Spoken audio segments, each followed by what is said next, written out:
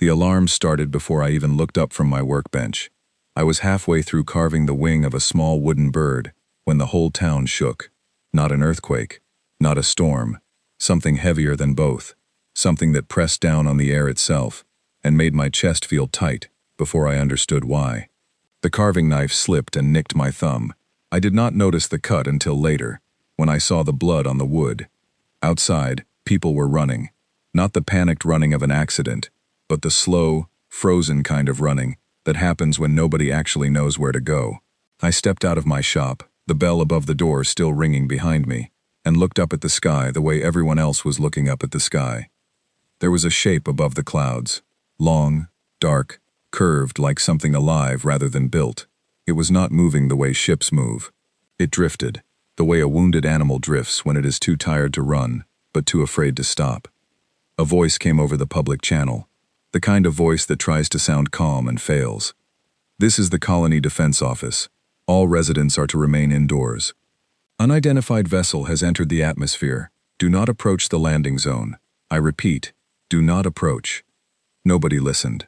Half the street was already pointing devices at the sky, recording, shouting questions at neighbors who knew just as little as they did.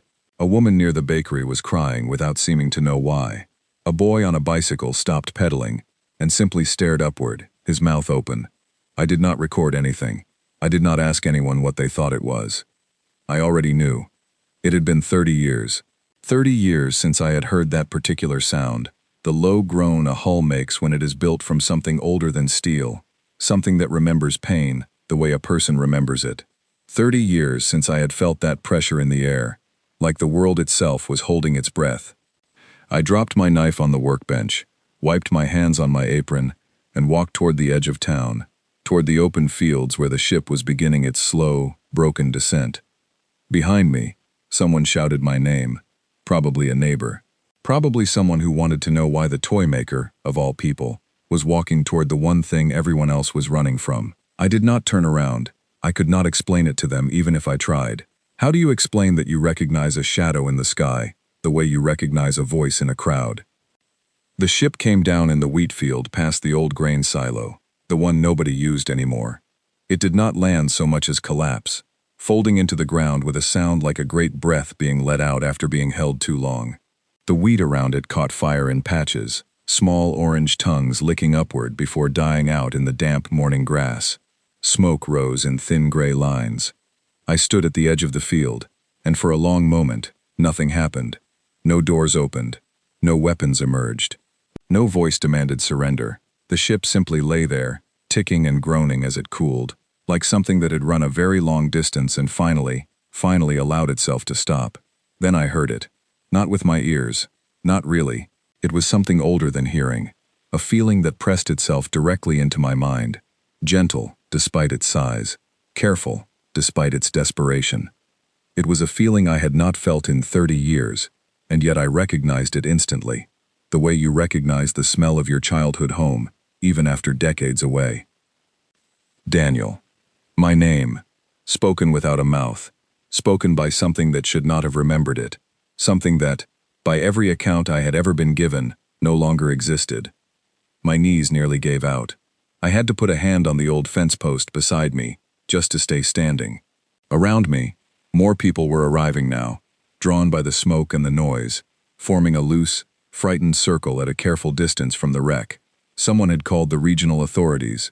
I could hear the distant whine of approaching aircraft, the kind that carried soldiers, not rescue workers. They were not coming to help. They were coming to contain. I understood, in that moment, that I did not have much time. The voice came again, weaker this time, like a candle flame struggling against wind. I searched so long. I searched every star they let me see. I was told you were gone. I was told everyone from that time was gone. I am not gone, I thought back, not knowing if it could even hear me, not knowing if 30 years had changed whatever strange connection we once shared. I am right here. A tremor ran through the wreck, and a section of the hull, blackened and scarred, shifted and groaned open like an old door that had not been used in years. Smoke poured out, thick and sour, and beneath it, I saw something that made every person around me take a step back. An eye, larger than a car, Golden once, but now clouded with something gray and tired, blinking slowly, painfully, searching the small crowd of frightened faces until it found mine. Someone screamed. Someone else was already shouting into a communicator, calling for reinforcements, calling it a weapon, a monster, a threat to the entire sector. I heard the words war criminal and extinction class and contain at all costs. Words that did not belong in a quiet farming town. Words that belonged to a war I had spent 30 years trying to forget. I did not move.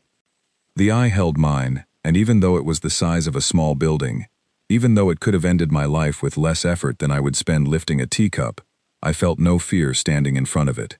I felt only the same thing I had felt the very first time I met it, all those years ago, in a place far darker than this peaceful wheat field. I felt recognized. "You found me," I said aloud, my voice cracking, surprising even myself. "After everything, you actually found me." The great head lowered, slow and trembling, until it rested in the scorched wheat, only a few steps away from where I stood. Up close, I could see the wounds, old ones and new ones, scars layered over scars, plating cracked and leaking thin trails of something that was not quite blood and not quite fuel. Whatever it had endured to get here, it had cost this creature almost everything it had left. "I am dying, Daniel," the voice said, and there was no fear in it, only a strange and terrible peace. "I have been dying for a long time. I only wanted to see you once more before it happened. I wanted someone to remember my real name before I am simply called a weapon again." Behind me, the sound of approaching aircraft grew louder. Soon there would be soldiers, officials, people with orders and weapons, and very little patience for explanations. Soon, there would be decisions made by people who had never once looked into those golden eyes and felt anything other than fear. But for this one moment, in this one field, there was only the two of us, and 30 years of silence finally breaking apart like ice on a spring river. "I am not going to let them take you again," I said, and I meant it more than I had meant anything in a very long time. "Not after everything. Not after how far you came. The dragon, my dragon, the one creature in the entire galaxy who still remembered my true name long after the rest of the universe had forgotten the boy I used to be, closed its tired golden eyes and let out a breath that smelled of scorched metal and something almost like relief. "You remember," it whispered, the words settling into my mind like an old friend returning home. "You still remember." "Of course I do," I answered, kneeling down in the burning wheat, placing my hand against the cracked and weary plating of its enormous head, ignoring the heat, ignoring the smoke, ignoring the shouting voices drawing closer behind me. I could never forget the only friend I made in a war I spent the rest of my life trying not to think about. The aircraft were close now, their shadows sliding over the field like dark clouds. I did not know what was going to happen in the next few minutes. I did not know if I could protect this dying creature from a galaxy that had only ever known how to fear it. But I knew one thing with absolute certainty, the same certainty I had felt 30 years ago in a cold metal room far from home, when a broken, silenced creature first opened its eyes and looked at a frightened young soldier, as though he was the only safe thing left in the universe. Whatever came next, I was not leaving its side again. Word of the landing reached the rest of the galaxy faster than any of us in that wheat field could have imagined. Within an hour, 3 different fleets had changed course toward our small, unimportant farming colony. Within 2 hours, the regional council had declared an emergency. Within 3 hours, every screen on every world within range of the news networks was showing the same blurry image, captured by someone's frightened communicator, of a massive golden eye opening inside a burning ship. I did not know any of this yet. I was still kneeling in the wheat, one hand pressed against scorched plating, listening to a voice in my mind that grew weaker with every passing minute. But far above our quiet town, across 100 different worlds, people who had never met this creature, people who knew it only as a name from old records and worse rumors, were already deciding what should happen to it. The fear was not new. It had been built over centuries, passed down the way old stories are passed down, growing larger and darker with every telling. The creature lying in our field belonged to a kind that the wider galaxy called the Ash Veil, an ancient order of bonded war intelligences, beings created and trained for a single purpose, long before any human had ever left their home world. Most species who knew of the ash veil knew them only through what they had been forced to do. Entire fleets erased in hours. Fortified worlds reduced to silence. Names that elders still used to frighten children into obedience. Even centuries later, few people remembered, or cared to remember, that every ash veil had been taken as something small and helpless, stripped of choice, and rebuilt into a weapon by hands far crueler than its own claws had ever been. I knew this not because I had read it in some old archive, but because I had lived beside it. I had watched it happen, slowly, in a place the records still refuse to properly name. It started during the border conflict, back when I was barely out of training, assigned to a remote outpost on the edge of contested space. The official records call it a campaign. The soldiers who survived it called it something else, something quieter and heavier, a word none of us liked to say out loud even among ourselves. I was not a fighter. I want to be honest about that from the very beginning, because it matters for everything that came after. I was assigned to technical support, the person who fixed broken equipment and repaired damaged systems while the people around me did the difficult work of staying alive. I was good with my hands even then, long before I ever picked up a carving knife, and that skill was the only reason I was ever sent anywhere near what happened next. There had been an incident weeks before I arrived at that outpost. A creature, captured during a skirmish near the contested border, had been brought in for what the official orders called containment and evaluation. Nobody used the word prisoner, though that is exactly what it was. Nobody used the word person either, though I would later come to understand that this word fit far better than anyone wanted to admit. The creature had fought back during capture. Of course it had. Anyone would. Several soldiers were lost in the process, and the survivors who brought it in were not gentle with their report. By the time I arrived, the entire outpost spoke of the prisoner the way you speak of a disease, something dangerous to be near, something best left alone in the dark, while the higher command decided what to do with it. My first assignment at that outpost should have been simple equipment repair, nothing more. But 2 days after I arrived, the engineer responsible for maintaining the containment systems suffered an injury during an unrelated accident, and someone needed to inspect the failing restraint mechanisms before they broke down entirely. Nobody volunteered. The other technicians found excuses, reasons why their schedules were too full, reasons why someone else would be better suited. I did not have the seniority to refuse. I remember walking down that cold metal corridor more clearly than I remember most of my own childhood. The lights flickered every few steps, casting long shadows that seemed to move on their own. The air grew colder the closer I got, and a low, steady hum vibrated through the floor, growing louder with every step, like a heartbeat too large to belong to anything I understood. The containment chamber itself was nothing like I expected. I had imagined something small, something the size of the equipment crates I usually worked with. Instead, I found myself standing before a wall of reinforced glass, taller than the entire outpost building, looking into a chamber that held something far larger than any creature I had ever seen. It was curled into itself, chains and restraint fields wrapped around every limb, around its long neck, around even its closed eyes, as though the people who built that chamber had been determined to take away every last sense it had left. Its plating, a deep and beautiful shade of dark gold beneath layers of grime and dried blood, was scarred in dozens of places, fresh wounds laid over older ones. It was not moving. For a moment, I genuinely believed it might already be gone. I checked my equipment readings, confirmed that several of the restraint systems were indeed failing, just as I had been told, and began the slow, careful work of repairing them from outside the chamber wall. It was tedious work, hours of adjusting frequencies and replacing burned-out components, and somewhere in the middle of it, without meaning to, I started talking. I do that sometimes, even now. I talk while I work, mostly to fill the silence, mostly because silence in dangerous places has always made me uneasy. I do not remember exactly what I said that first day. Probably something about the weather back home, or the strange food in the mess hall, or how much I missed the sound of rain on a proper roof instead of a metal one. Small, meaningless things, the kind of talk you offer to anyone nearby, even if you do not expect them to understand you. I did not expect the creature to be listening, but on the third day, as I knelt beside a damaged control panel, still talking about nothing important, one golden eye opened behind the layers of restraint and looked directly at me. I froze. Every story I had heard since arriving at that outpost rushed back into my mind at once. Every warning about what this creature had done, every reason I had been given to be afraid. My hands were shaking so badly, I nearly dropped the tool I was holding. But the eye that watched me was not filled with anger. It was filled with something far quieter, something I would spend years trying to properly name. Exhaustion, certainly. Pain, obviously.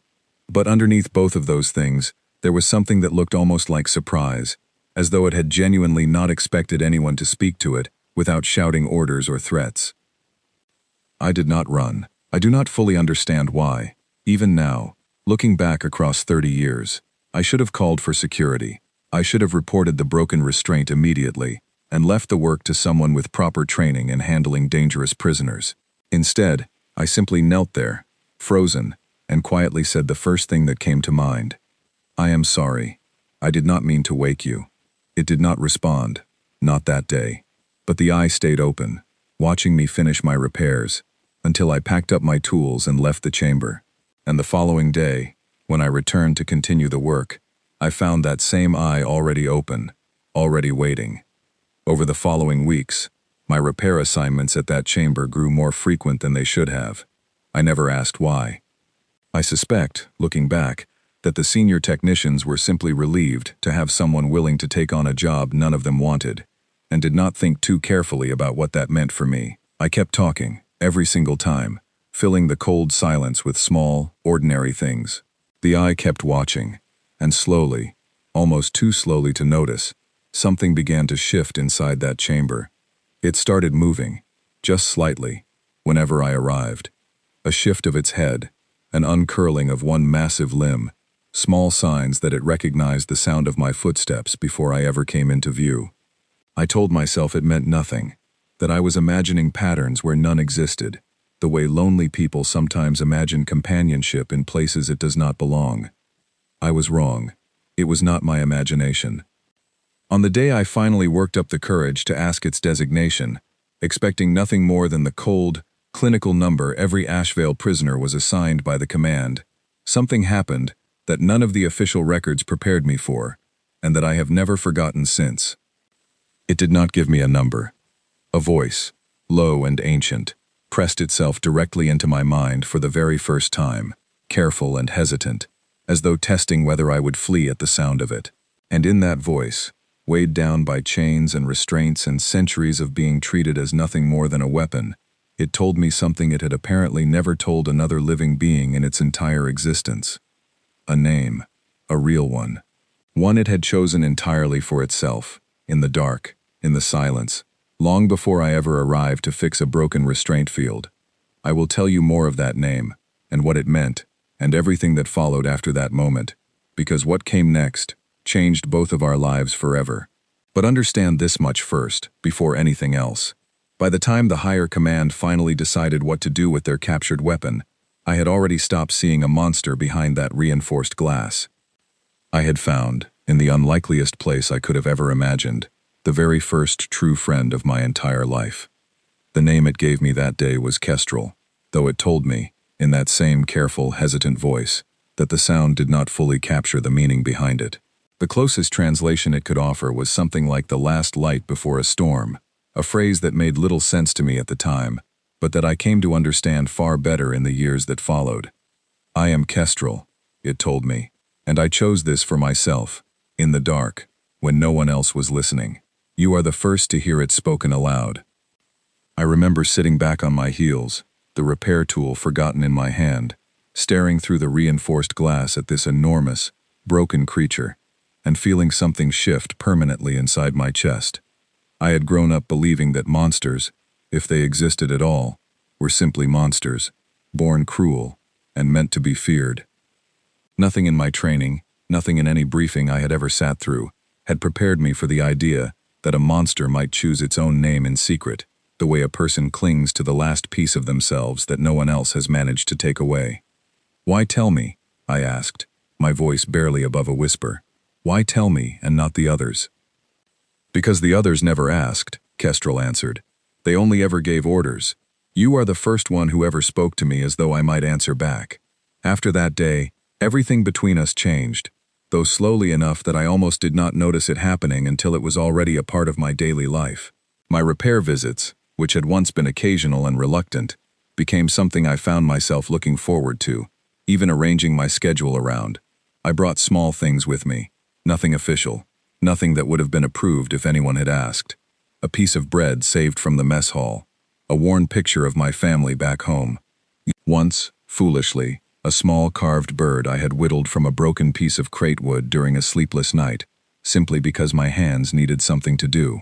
Kestrel watched everything I brought with an attention that made my chest ache, as though even the smallest, most ordinary object held a kind of wonder it had never been permitted to experience. It had been built for war, trained for war, used for war, from the moment it was old enough to be useful, and somewhere along that path, every small, simple pleasure had been stripped away as unnecessary weakness. "The bird you carved," it asked me one evening, its voice quiet with something I could not quite name. "What is its purpose?"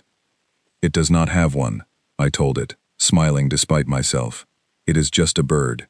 I made it because I wanted to make something, not because anyone needed it to do anything." A long silence followed, longer than usual, and when Kestrel finally spoke again, there was something different in its voice, something almost fragile. "I do not understand how that is possible," it said.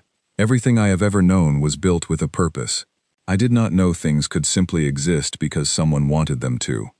I left the carved bird with it that night, sliding it through a narrow gap in the restraint field designed for sensor calibration tools, never expecting it to matter much. When I returned the following morning, I found the small wooden bird resting carefully against Kestrel's enormous claw, untouched, protected, as though it were the single most valuable object in the entire chamber. "It still is the most valuable thing here," Kestrel told me, when it noticed me staring. "Everything else in this place was given to me by people who wanted something from me. You gave me something simply because you wanted me to have it." I started carving more after that, though I never told anyone why. Small animals, simple shapes, nothing skilled or beautiful by any real craftsman's standard, just quiet things to fill the hours and to bring with me on my visits. Kestrel kept every single one, arranging them carefully along the edge of its chamber floor, a small, growing collection of meaningless wooden creatures that somehow meant everything to a being the rest of the galaxy considered nothing more than a weapon waiting to be used again. We talked about everything during those months, and about nothing at all. I told Kestrel about my childhood, about the quiet farming world I had grown up on before the war pulled me away, about the rain on the roof and the smell of cut wheat in late summer. Kestrel told me, slowly, carefully, in pieces it seemed almost afraid to share, about its own existence before the chains, about being taken as something small, barely more than a hatchling, and reshaped over years into something the galaxy would learn to fear. About memories so old and so painful that even speaking them aloud seemed to cost something it could not easily afford. "I am not what they say I am," it told me once, late into the night, when the rest of the outpost had long since gone quiet. "I did not choose this. I have never once been given a choice in anything, except the small handful of things you have given me, a name, a bird made of wood, a voice that does not order me to perform. I believe you," I told it, and I meant every word. The restraint fields, which had originally needed constant repair due to their age and poor construction, began requiring far less maintenance over those months, a fact I noticed but never reported, because the truth was simpler and far more dangerous than any technical malfunction. Kestrel had stopped fighting against them, not because the chains had grown stronger, but because, for the first time since its captivity began, it no longer wished to escape into a galaxy that had given it nothing but pain. It had found, in a quiet metal chamber on a forgotten outpost, the closest thing to safety it had ever known. That peace, fragile and secret as it was, could not last forever. I understood this even then, though I refused to think too carefully about what would happen when it finally ended. The order came nearly a year after I first opened that chamber door. The border conflict, after years of slow bloodshed, was finally drawing to a close, and with peace came new decisions about every asset the war had created, including the one curled quietly in that cold chamber. I learned of the order not through any official channel, but through a careless comment from a senior officer in the mess hall, spoken between bites of food, as though it carried no weight at all.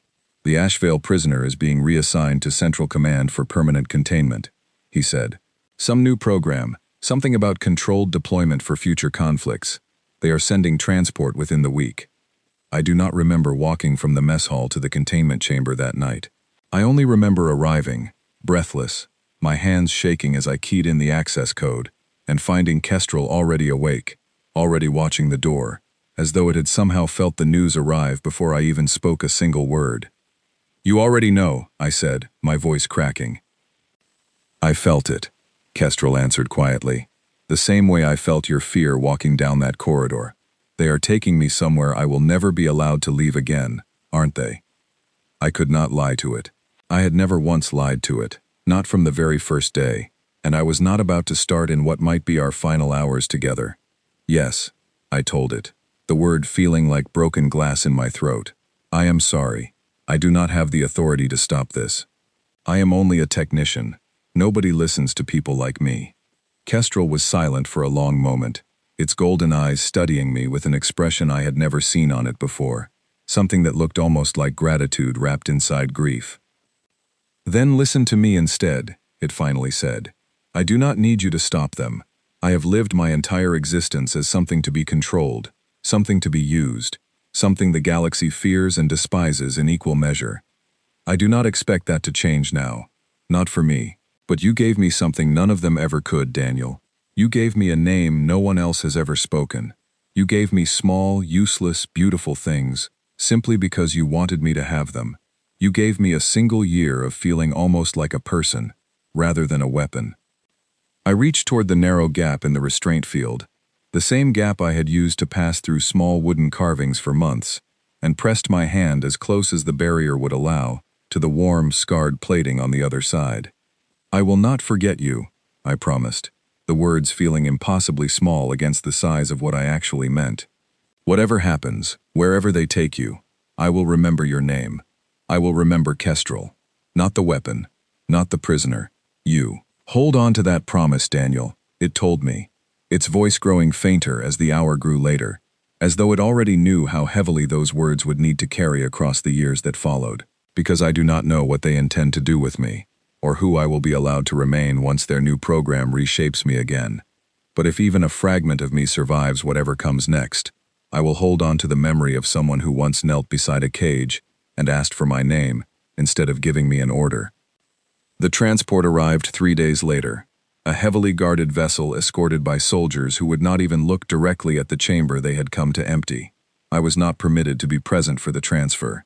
My final assignment near that chamber had quietly ended the moment my superior officer noticed how much time I had spent there, though nothing was ever said directly, no punishment given, simply a transfer of my own to a different section of the outpost, far enough away that I never saw Kestrel leave. I tried, in the years that followed, to learn what had become of it. Official channels offered nothing but silence and classified notices. Rumors occasionally surfaced among old veterans. Fragments of stories about a controlled deployment program that had ultimately failed, about an asset deemed too unstable for continued use, about a quiet decommissioning that no formal record ever properly confirmed. By the time the war ended entirely, and I finally returned home to begin the slow, quiet work of building a new life with my hands rather than my fear, I had convinced myself, as gently as I could manage, that Kestrel was gone, decommissioned, destroyed. A casualty of a war that had taken so much from so many, including the only true friend I had ever known. I built my workshop. I learned to carve more than simple, clumsy shapes, until the small wooden birds I once smuggled through a restraint field gap became toys skilled enough to sell, to give away, to fill an entire quiet shop with 20 years of careful, patient work. I told myself that this was enough, that the memory of Kestrel was something I would carry privately, a single bright year, tucked inside a much longer life, never to be revisited again. I was wrong about that, the same way I had once been wrong to believe that monsters could only ever be monsters.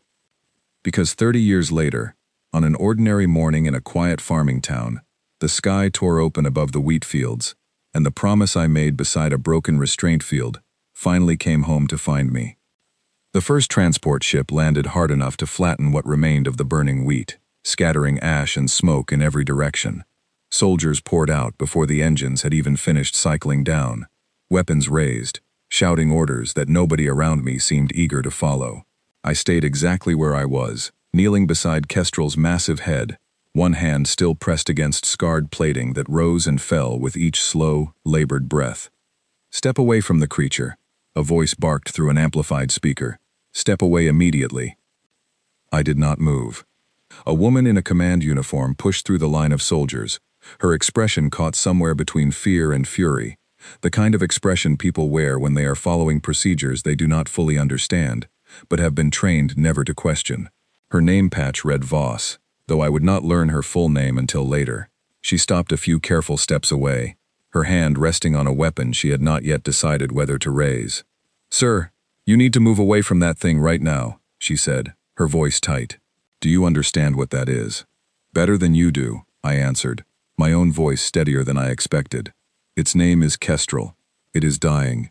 It came here because it remembered a promise made 30 years ago, and I am not leaving its side until that promise is finished." Voss stared at me as though I had spoken in a language she did not recognize.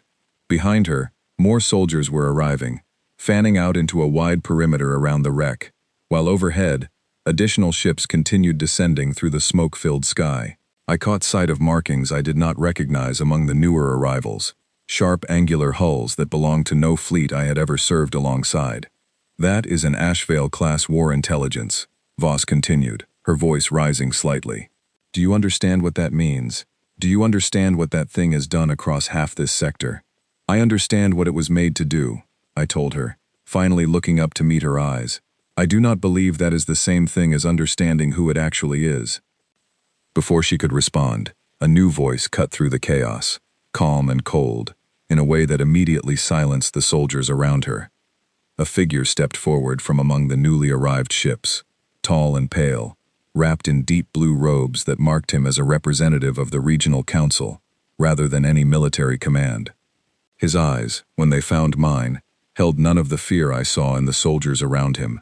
They held something far more calculating. "My name is Counselor Yendril," he said, his voice smooth and unhurried. "I have traveled a considerable distance to be here.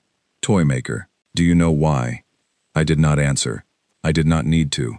I could already feel where this conversation was heading, the same way I had felt it 30 years ago, standing outside a cold metal chamber, while senior officers discussed what to do with their captured weapon. "That creature behind you," Yendral continued, gesturing toward Kestrel with a single elegant hand, "represents one of the last surviving members of a class our records list as extinction grade. 3 separate governments have already requested its custody, 2 of them intending to study it, 1 of them intending to ensure it never threatens anyone again. I am here to determine which of those requests will be honored." "It is dying," I said quietly. "It does not have long left. Whatever any of you intend to do with it will not matter within a matter of hours." "Then there is even more reason to act quickly," Yendral replied, his tone unchanged, as though we were discussing nothing more significant than scheduling a delivery. "A dying Ashvale still carries enormous value, Toymaker. Its biology, its systems, even the manner of its death could provide information no living specimen has ever offered. I am sure you understand." Something cold settled in my chest, colder than anything the morning air could explain. I understood perfectly. They did not see a dying creature who had crossed half the galaxy to find the one person who had ever called it by its true name. They saw resources, data, an opportunity wrapped inside a tragedy. Beside me, Kestrel stirred, its breathing growing shallow and uneven, and a faint tremor of recognition passed through my mind, the same gentle pressure I had felt that very first day in the containment chamber so many years ago. "They want to take me apart, Daniel," Kestrel's voice whispered into my thoughts, weaker now than even an hour ago. "Even now, even like this." "I am not going to let that happen," I answered silently, before turning back to face Counselor Yendral, with as much steadiness as I could manage. "You are not taking it anywhere," I said aloud, my voice carrying further than I expected across the smoke-filled field. "Not for study, not for containment, not for anything." Yendral's expression did not change, but something behind his eyes sharpened, the look of a man recalculating an equation that had unexpectedly produced the wrong result. "You are a single unarmed civilian, Toymaker," he said. "I admire your conviction. But I do not see how you intend to stop 3 separate fleets from doing exactly as they please. More ships were arriving even as he spoke, their shadows sliding across the scorched field, engines whining as they descended toward the wreck. I recognized none of the markings, foreign hulls representing governments and councils I had only ever read about in old news reports, each one drawn here by the same rumor, the same opportunity, the same fear, wrapped inside ambition. Voss, still standing nearby with her hand resting uneasily on her weapon, glanced between the counselor and me, clearly uncertain which order she was actually supposed to be following. "Sir," she said carefully, addressing Yendral rather than me, "with respect, if this creature truly is dying, perhaps a forced extraction is not the wisest course. The risk of casualties among our own people, if it reacts violently in its final hours, could be significant." "It will not react violently," I said firmly. "Not unless you force it to." "You cannot guarantee that," Voss replied, though her tone had softened slightly, the fear in her eyes shifting into something closer to genuine uncertainty. "I can," I told her, and I meant it completely. "Because I know this creature better than anyone alive. Better than any record your council has ever compiled. It came here for one reason, and one reason only, not to fight, not to threaten.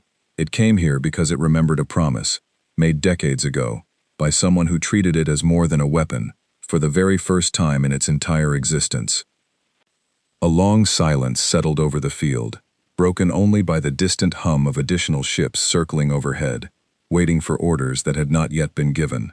Yendral studied me for a long moment, his calculating expression slowly shifting into something I could not quite name, something that almost resembled curiosity. "You truly believe that?" he said finally. "Not as a hope, not as a guess. You believe it completely." "I do not believe it," I answered. "I know it. I have known it since the very first day I asked for its name instead of giving it an order." Kestrel stirred again beside me, and a low, rumbling sound rose from somewhere deep within its damaged chest, not threatening, not aggressive, but heavy with exhaustion and something that almost resembled gratitude. Several soldiers nearby flinched and raised their weapons higher, but Voss, to her credit, raised a hand and signaled them to hold their position. "Let him speak," she said, surprising even herself, judging by the look on her face. "I do not have much time left," Kestrel's voice whispered, audible now not only in my mind but, faintly, through some failing vocal mechanism deep within its throat, loud enough for those standing closest to hear. "I did not come here to fight your fleets. I did not come here to threaten your worlds. I have spent my entire existence being feared for what I was built to do. I only wished, before the end, to be remembered for who I actually became." The field fell utterly silent. Even the distant hum of circling ships seemed to fade beneath the weight of those words. Yendral, for the first time since stepping off his vessel, looked genuinely uncertain, his calculated composure cracking just slightly at the edges. "Counselor," Voss said quietly, breaking the silence first, "with respect, I do not believe forcing this situation will end well for anyone involved. Perhaps it would be wiser to allow a brief window before any official action is taken." Yendral did not answer immediately. He studied Kestrel for a long moment, then turned his attention back to me, his expression unreadable. "You understand, Toymaker, that I cannot simply ignore the requests of 3 governments," he said finally. "There are processes. There are expectations. I did not travel this distance to walk away with nothing to report." "Then report the truth," I said. "Report that you stood in this field and witnessed a creature your records call a monster choose peace over violence, even while surrounded by enough firepower to erase an entire city. Report that you watched it ask for nothing more than to be remembered honestly before it died." Another long silence stretched between us, filled only by the soft, labored sound of Kestrel's breathing and the distant, restless hum of fleets still waiting for orders. Finally, Counselor Yendral straightened his robes, glanced once more toward the dying creature resting in the scorched wheat, and turned to address the soldiers and officials gathered around him. "No extraction will take place," he announced, his voice carrying clearly across the field. "Not today. Whatever happens here will happen under observation only. I will not have the deaths of frightened soldiers added to a report that already promises to be complicated enough." A ripple of confusion passed through the gathered forces, but no one moved to argue. Voss, standing closest to me, finally lowered her hand from her weapon entirely, her expression shifting from caution into something quieter, something almost like respect. "I do not fully understand what I just witnessed," she admitted softly. "But I am glad I did not give the order to fire." I turned back to Kestrel, whose golden eyes had remained fixed on me throughout the entire exchange, weary but steady, watching the only promise it had ever truly trusted, finally being kept after 30 long years of silence. "They are not taking you anywhere," I told it gently, kneeling once more beside its enormous head, ignoring the smoke, ignoring the watching crowd, ignoring everything except the creature in front of me. "Whatever time you have left, you are spending it here, with me, like it should have always been." "Thank you, Daniel," Kestrel whispered, its voice growing fainter with each passing moment, though somehow, impossibly, it also sounded lighter than before, as though a weight it had carried for centuries had finally begun to lift. "I do not know how much longer I have," it continued, "but I am no longer afraid of how this ends. Not here, not with you beside me." Behind us, the watching soldiers slowly lowered their weapons, one by one, as though some unspoken understanding had passed silently through the entire field. The fleets continued circling overhead, but no further orders came. No further demands were made.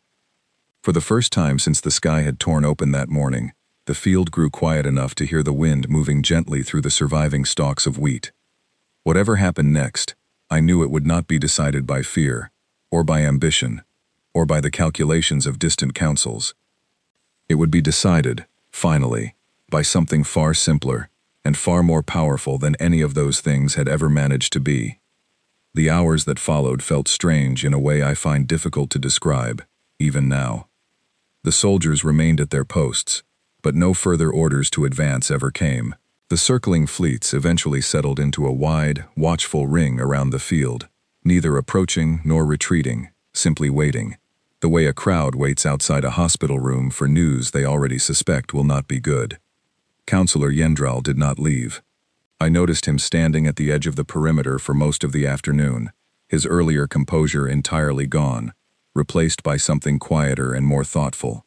Occasionally he spoke into a small communicator, his voice too low for me to hear, relaying updates to whichever distant council awaited his report. I did not ask what he said. I had stopped caring what the rest of the galaxy thought the moment I knelt down beside Kestrel that morning. Voss brought water at some point, and a thin blanket I did not need but accepted anyway, more out of gratitude for the gesture than any real necessity. She did not ask further questions. She simply stood nearby, close enough to be present, far enough to give us privacy, the way a good guard learns to do without ever being taught. Kestrel's breathing grew slower as the afternoon faded into evening, each breath stretching longer than the last, each pause between them growing just slightly more uncertain. I stayed beside it the entire time, one hand resting against the warm, scarred plating beneath its eye, talking quietly the way I had talked all those years ago, beside a different kind of glass wall, filling the silence with small, ordinary things, because silence in dangerous places had always made me uneasy, even now, even here. I told it about the shop, about the smell of fresh-cut pine in the mornings before customers arrived, about the small wooden birds that still sold better than anything else I carved, though I never told a single buyer the real reason I had started making them in the first place. I told it about quiet evenings spent listening to rain on a proper roof, the kind of rain I had once described to it through reinforced glass, decades and an entire galaxy away. "I kept every single one," Kestrel whispered at one point, its voice barely more than a breath inside my mind now. "Every bird you carved, I kept them with me, even after they took me away, even after everything that came next." "I did not know that," I admitted softly, my throat tightening painfully around the words. "They thought they were meaningless," it continued. "Useless scraps of wood, irrelevant to a weapon's function. They allowed me to keep them only because removing them seemed not worth the effort. They never understood that those small, useless things were the only proof I had that I was once treated as something more than a tool." The sun began sinking toward the horizon, painting the scorched field in deep shades of orange and gold. The same color, I realized with a quiet ache, as Kestrel's own plating beneath the layers of grime and old scars. Somewhere in the distance, a bird, a real one this time, called out across the quiet evening air, and for just a moment, the entire field felt almost peaceful, almost untouched by everything that had happened that morning. "Daniel," Kestrel said, its voice growing fainter still, "I need to ask you something, and I need you to answer honestly, the way you always have." "Anything," I told it. "Do you believe I was ever truly a monster?" it asked. "Not what they made me become through years of cruelty and control. Not the weapon they shaped me into against my will. But me. The part of myself I kept hidden. The part that chose its own name in the dark.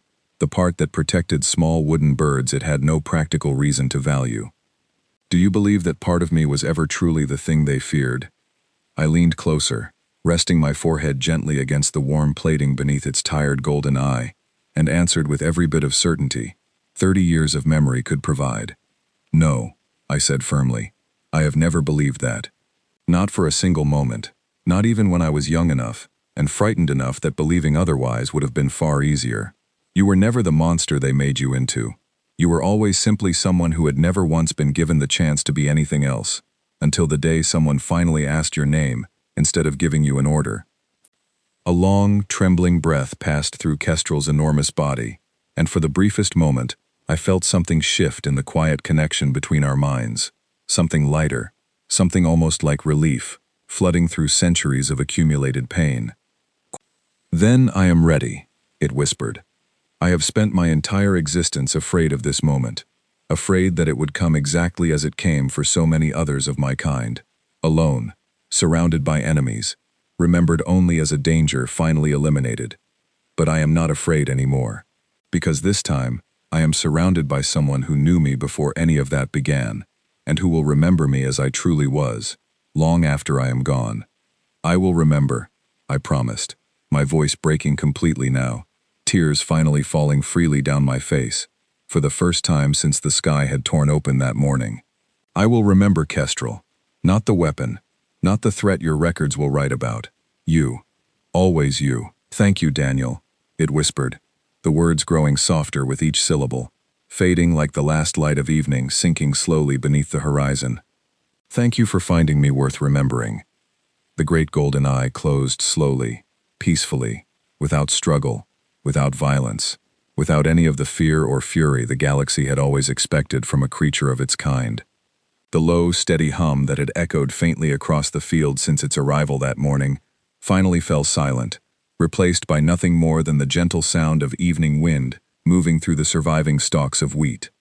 I do not know how long I knelt there afterward, one hand still resting against plating that had finally, mercifully, grown still.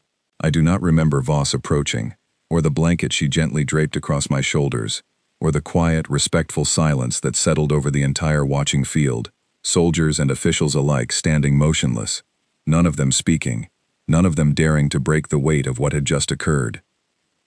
Counselor Yendril was the one who eventually broke that silence, though his voice, when it finally came, held none of the calculating coldness from earlier that day.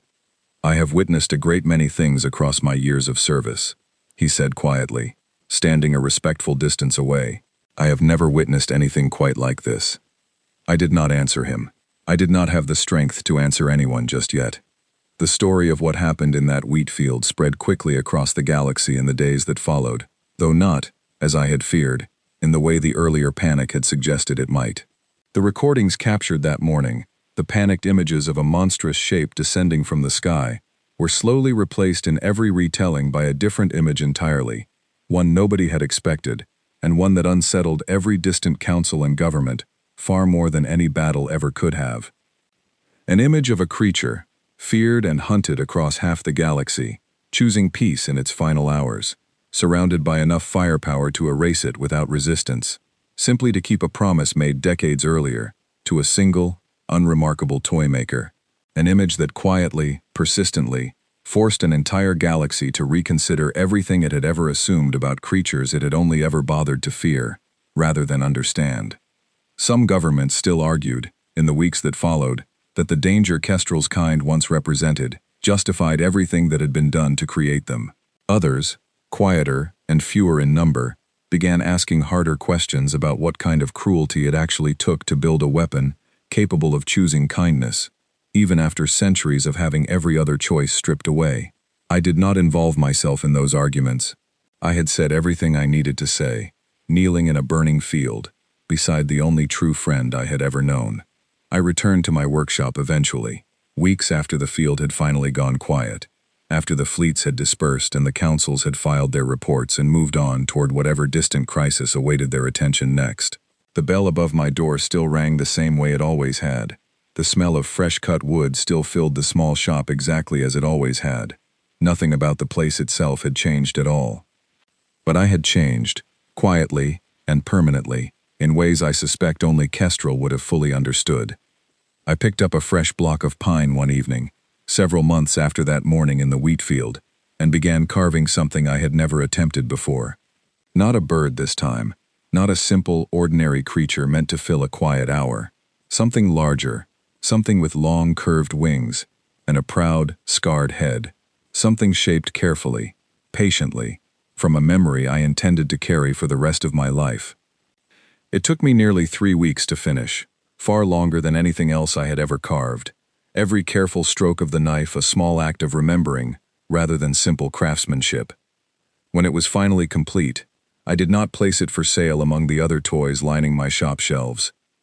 I set it instead on the small workbench where I do my carving each morning, where the early light catches its wooden wings just as the sun rises, exactly the way the real morning light had once caught a different set of golden eyes in a burning field. I do not carve it for any customer. I do not carve it for the galaxy that finally, slowly, began learning to see beyond its own fear. I carve it for no one in particular, the same way I once carved small wooden birds for a creature who had never before been given anything, simply because someone wanted it to have something. Every morning, before I open my shop and begin another quiet, ordinary day, I pause beside that small wooden dragon, resting my hand gently against its carved wooden head, exactly the way I once rested my hand against scarred plating in a scorched and burning field. And every morning, in the quiet stillness of my small workshop, I say the same 2 words aloud, soft enough that only the empty room can hear them. Thank you, Kestrel.